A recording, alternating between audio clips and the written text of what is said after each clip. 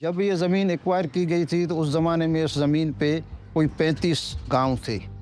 इस तरह के कोई मेरे ख्याल से 4-5 कब्रिस्तान तारीखी पोर्ट कासम इंडस्ट्रियल जोन के अंदर अब उसकी एरिया के अंदर आ गए हैं। नौकरियुनि जा वाइदा हुआ, मुआवज़नि जा वाइदा हुआ, मुतबादल आबाद करण जा वाइदा हुआ, उहो हिननि हिकिड़ो बि कोन पारियो।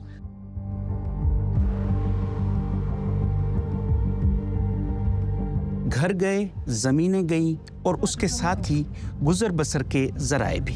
ये कहानी पोर्ट कासम के मुतासिरीन की है, जिन्हें 1973 में मंसूबा शुरू होते ही ज़बरदस्ती बेदखल किया गया।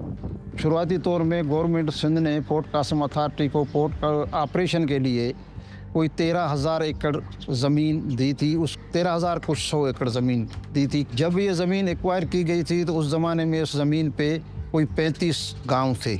उसमें किसी एक गोट को भी जो एक तयशुदा था कि इनको कंपनसेशन देंगे, इनको आबाद करेंगे, इनको रोज़गार देंगे, उनमें एक भी वायदे पे उन्होंने अमल नहीं किया। इब्तदाई तौर पर हुकूमत सिंध ने पोर्ट कासम को जो ज़मीन दी उसमें दह पिपरी, बाकरान, कागियारो और दह रेडी के 35 गोट शामिल थे, जिन्हें मजबूरन नकल मकानी करनी पड़ी। अली मोहम्मद कलमती एक सियासी वर्कर हैं। उनका गांव खान मोहम्मद गोट, जो ब्रिटिश दौर के सर्वे में रजिस्टर्ड था, वो भी तरक्की के नाम पर कुर्बान हो गया। नौकरियुनि जा वाइदा हुआ, मुआवज़नि जा वाइदा हुआ, मुतबादल आबाद करण जा वाइदा हुआ, उहो हिननि हिकिड़ो बि कोन पारियो।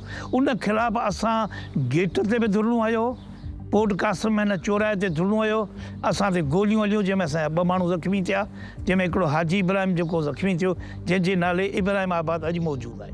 ये इब्राहिम आबाद है, जहां सिर्फ 50 एकड़ ज़मीन पर 27 गोठों को आबाद किया गया।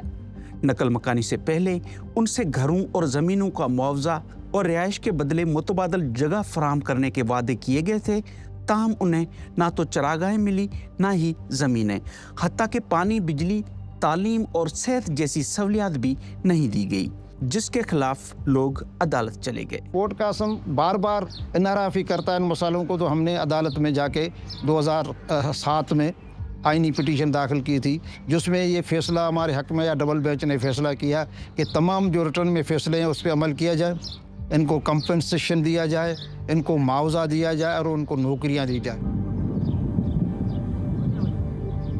सुखे सांग रहा ते सांगी अड़ा मुझा जंगी अड़ा जर जंग हिते ही देश हुयो मुझे दोस्तन जो मुझा अरड़ा हुआ अड़बंग हिते अरडन मुझे अबाणन जा अची थोरवन बाग फबाया स्टील आई पट अबाणा वांगी अड़न विञाया मुल्क पंहिंजे तां मारू अड़ा अॼु लोभन लोधे लॾाया।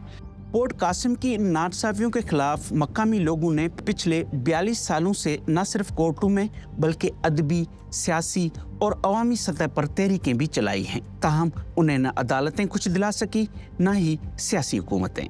तकरीबन साईं 42 साल थिया आहिनि उन केस खे। हाणे हींअर केस पेंटिंग में हलियो हुयो, मालिक विया, सवाल कयो त साईं छा थींदो असांजो। पहिरीं पोर्ट कासम जो जेको वकील हो उहो हींअर वरी जज थी आयो आहे। उन ऑर्डर करियो त हिनखे खणी लकम करियो, पोइ जीअं थी करे साह छॾाए निकिरी आया। इहा पोज़ीशन आहे सिंध गवर्नमेंट, पाकिस्तान गवर्नमेंट, कानून आइन, इहो असीं क़ाइदे अज़म जो पाकिस्तान पिया हलायूं। ये हजरत मजनू शाह बाबा कब्रिस्तान है, जो पोर्ट कासम इंडस्ट्रियल जोन के अंदर आता है। सिर्फ यही नहीं, इसके अलावा कुछ और कब्रिस्तान और दरगाहें भी जोन में आती हैं, जहां लोगों का आना जाना बंद किया गया है। इस तरह के कोई मेरे ख्याल से 4-5 कब्रिस्तान तारीखी पोर्ट कासम इंडस्ट्रियल जोन के अंदर अब उसकी एरिया के अंदर आ गए हैं। हम ये मुतालबा करते हैं गवर्नमेंट ऑफ पाकिस्तान से, गवर्नमेंट ऑफ सिंध से, कि ये कब्रें और ये जो है वो हमारी तारीखी विरसा है, इसको तहफ़्फ़ुज़ फराहम किया जाए।